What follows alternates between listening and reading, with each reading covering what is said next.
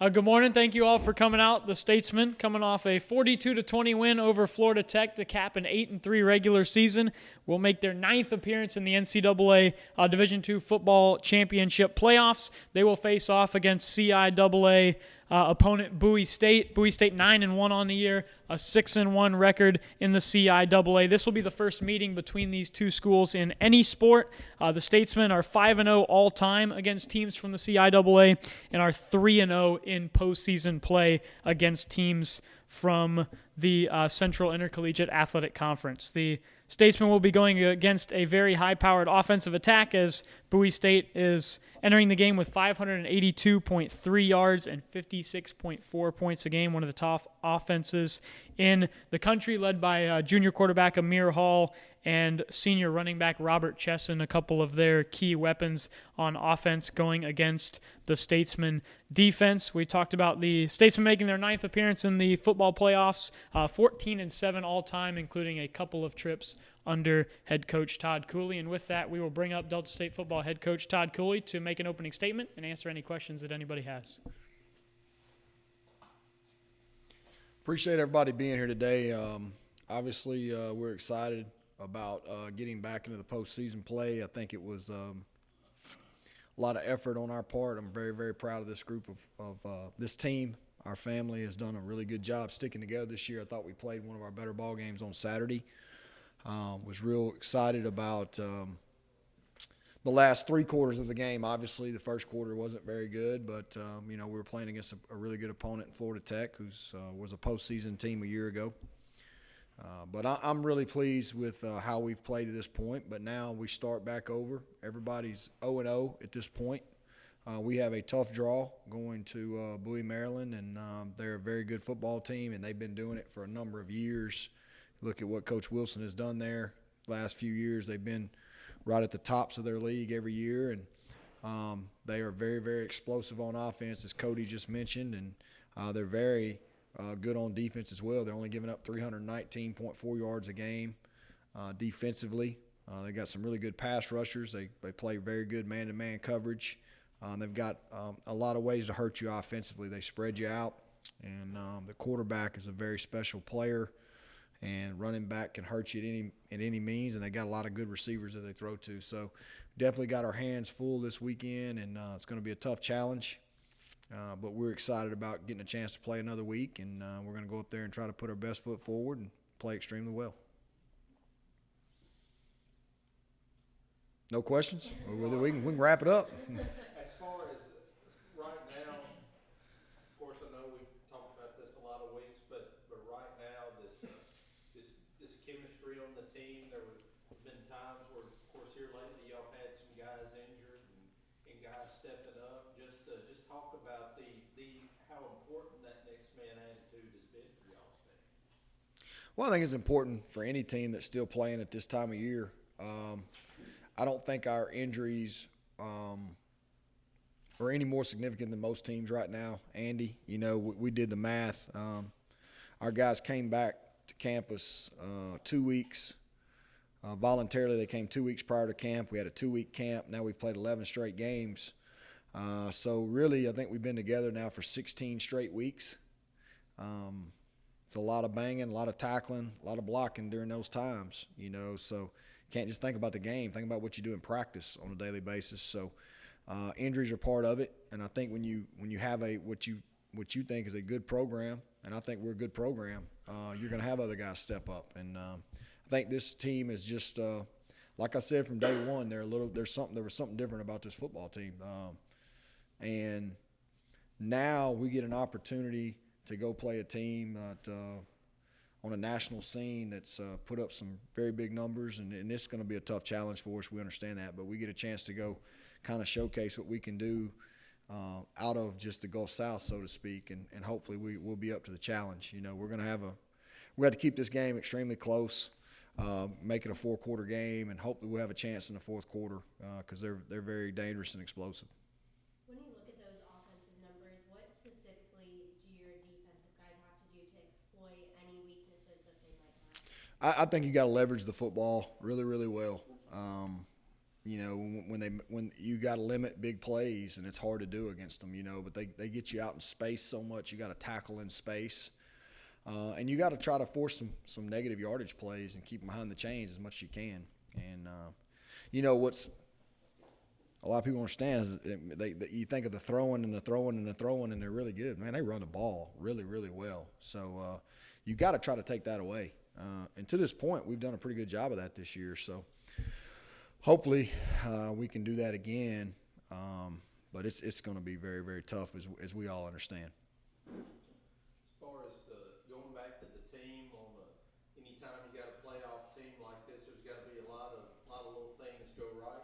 The guys that don't necessarily start, what are some of the things that they do that kind of like that helps the team? Well, I mean, you can start with anything. I think we started playing better football 2 weeks ago.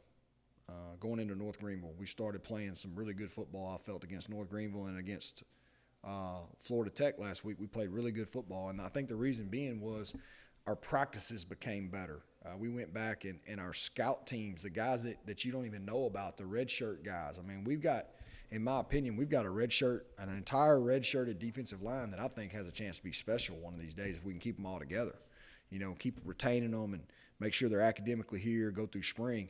Those guys have given us a heck of a look, and it's made our offensive line play better the last couple of weeks. And it's not because it's some guys you don't even know about, you know, but if you come to practice today at about 4 o'clock, by about 4:45 or so, whenever we get that scout period, I mean, they're going to be getting after it, and that's made us better. And it's that way on both ends of the field. I think it's a team, it's a whole team effort, you know. And we're traveling 58 guys this weekend because that's the rules. But there's a lot of guys that won't be making the trip that have a lot to do with this. And I think it's just our overall, just the way that we've started to practice and really go back to the fundamentals of getting after each other a little bit in practice. And, you know, how long can you keep it up? I don't know, Andy. I mean, I'll be honest. I mean, like we just said, it's been 16 weeks of this. And if you're going to win the whole thing, you got to do it for another 5. But that's what makes national championships so hard to do, because everybody's going through that same deal. You know, we're going into a situation where Bowie State was not played last week. You know, they're probably going to be a little more fresh than we are. We had to play our way in, and that's part of it. You know, we'll just have to. It is what it is. You know, and we're going to put 58 guys on a plane and have those guys prepared and see what we can do.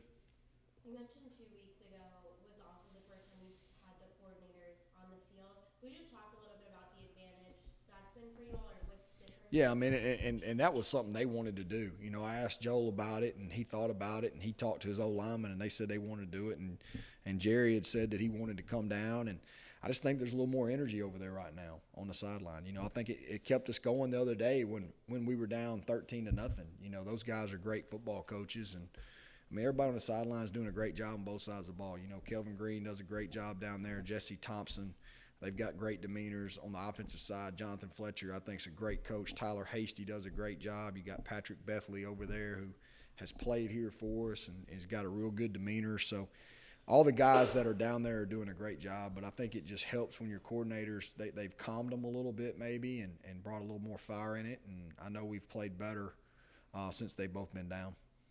Coach, you hear the phrase of next man up a lot in football. Mm-hmm. Last week, Vincent Glennord was out. David Arrington filled in and was named Defensive Player of the Week.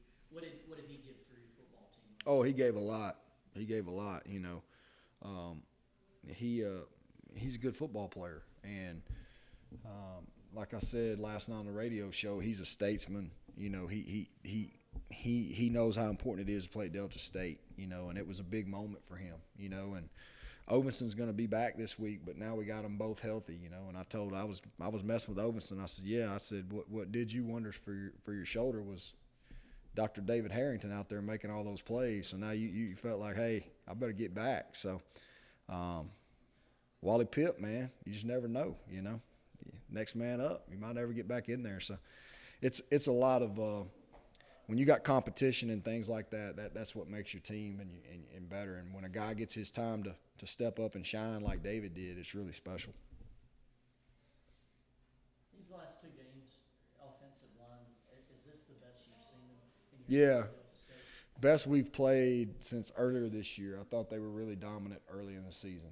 And, but Saturday might be the best we've looked since I've been here. I mean, I don't remember the last time we ran for 300 in a game, so just played well. Of course, we got a pretty good guy running it, I think. I think we got a couple of them back there, and there's a couple more that could be, but those two seniors are playing pretty well right now. And, it's tough now, but it's what we wanted. So here we are. Let's try to go make the best of it. When you're playing to stay alive, do you have to do anything differently or say anything differently? You mentioned the mentality of these guys. They love playing, want to keep playing. Do you have to do any more motivating? I don't think so. Not really. I mean, like I said, we knew what we had to do. I mean, 2 weeks ago, we're down 10 points in the fourth quarter at North Greenville, and if they beat us, our season's, as far as postseason, our season's not over, but we're not going, And since that time, I think we've played really solid football, except for the first quarter Saturday. We didn't play real well, but Florida Tech had a lot to do with that, But I don't know. That's a great question, Jordan. These guys want to keep playing, and what I was looking for yesterday when they came into meetings was basically, okay, we've made it to the playoffs. Is that enough? And I didn't get that sense from them. They want to keep going. They're excited about this challenge ahead of them. Everybody tells them how tough it's going to be. We know how tough it's going to be. I mean, we can see the film too. So I don't know. I think we want to go give it our best shot and see what happens over there in Maryland, and go from there. Coach, we just got a question from Periscope. You were talking about Chris Robinson. How is he physically after two pretty tough games? Fine. He's fine. Strong kid. He's great question. He's healthy. Looked good in the weight room last night. Feels great. So hopefully he can keep on rolling. Coach, long road trip. What are some of the challenges that your team faces with that, having to have bus to the airport and with the charter flight and those things? Well, a lot of them probably never flown before, so that's a little challenge.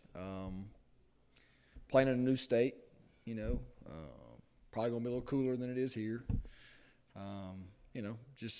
Just not being familiar with the surroundings. I think that's it. But I think they're still going to be excited. We've got to get up early Friday, but that's okay. I mean, because we're going to have to get up early Saturday, So, everybody's giving me a hard time about these afternoon games. Well, you get in the playoffs, they're all afternoon games. So, there's always a method to the madness, JT, Thank y'all. Appreciate it.